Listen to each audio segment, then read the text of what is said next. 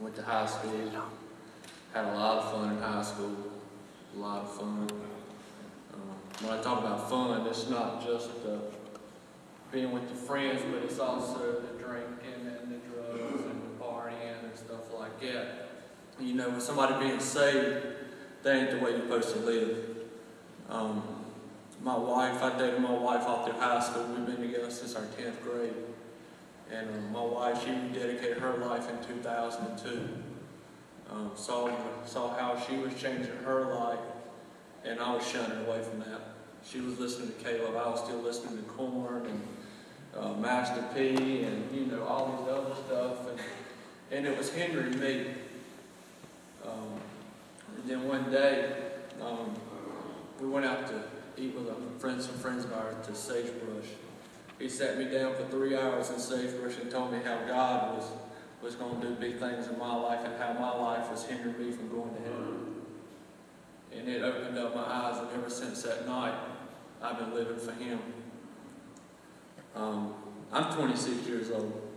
Average age that people live is 75. That means I got 50 more years probably to live.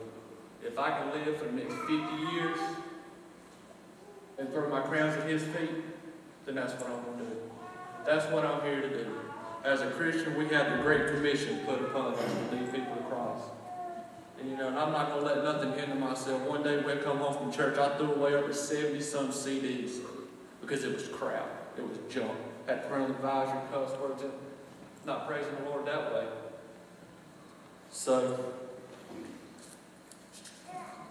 Romans 12:2 tells us, do not conform any longer to the pattern of this world, but be transformed by the renewing of your mind. And that's what I live by. The main reason that I am so faithful to the Lord is that I realize that I am weak and every prayer is answered. Not on my time, but on His time. Because that's a man who took nails in his hands, took nails in his feet, and was beat so bad you couldn't even recognize him as a man. Because God so loved the world that He sent His Son. Mike, would you send your Son to die for my sins? That's how much God loves us this morning. That He sent His Son to die for me, for you, and for everybody. And you know, being a Christian is hard.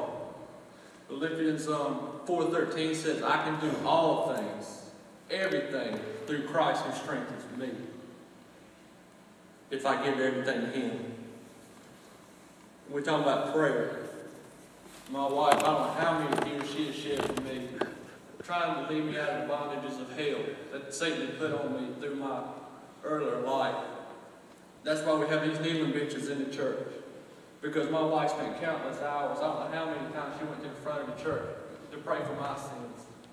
So that one day, I'll be saved. Sometimes, friends, we must pick up our own cross.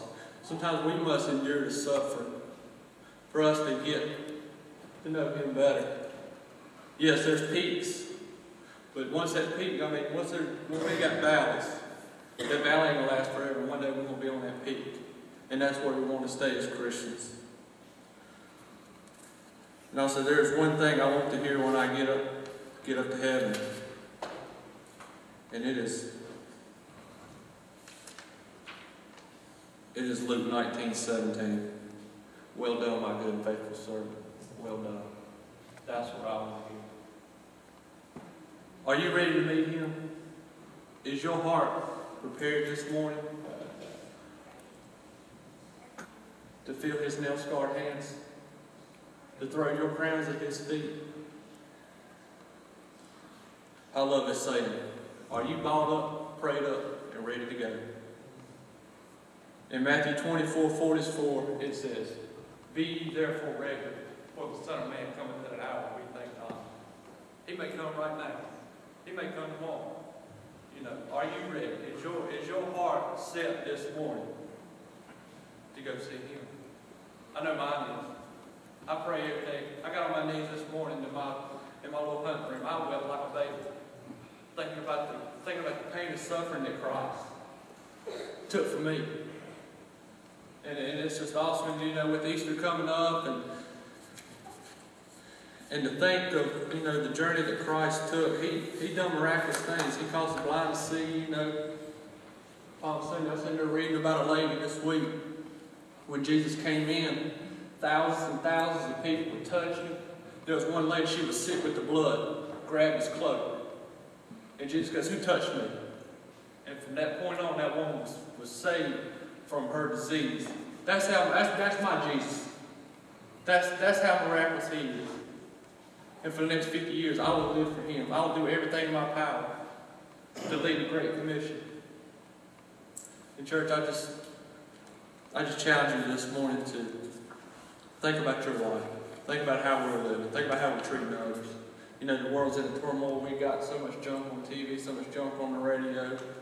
You know, just don't let it influence you to live like the world. And thank you for letting me speak this morning.